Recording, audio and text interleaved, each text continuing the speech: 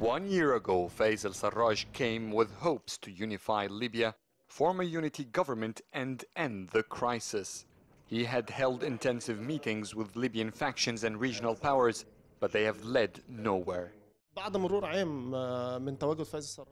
year of Fayez al-Sarraj's presence, nothing has changed in the Libyan scene.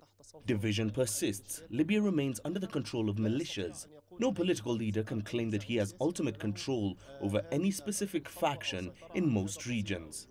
The differences between Tripoli and Tobruk are still huge. This is what fuels the Libyan crisis. Without solving these issues, without reaching an agreement between them on a unity government, the crisis will continue in Libya, whatever the efforts of the international organizations are. Up until this week, Sarraj has been given the political protocol to represent Libya. He appeared this week taking over Libya's seat in the Arab Summit and meeting with regional powers. But analysts say his support is shrinking in favor of his rival, Marshal Khalifa Haftar, who controls the Libyan National Army.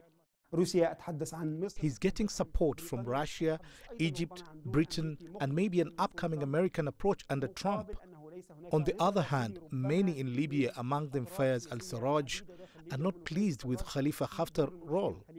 Sarraj desires control over the armed forces or under the control of any civil leadership. So that's the main factor of the crisis.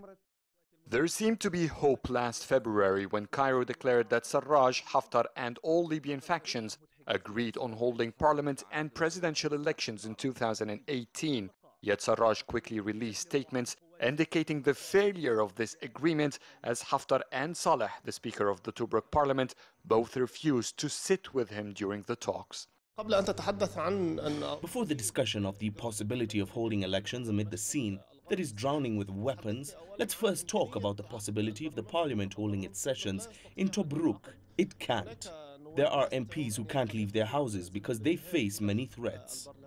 The future of Fayez al-Sarraj as leader of the Libyan Presidential Council is still unclear.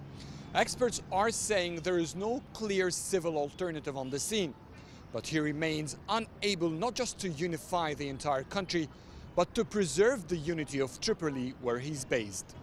Adel, Mahrouky, CGTN, Cairo.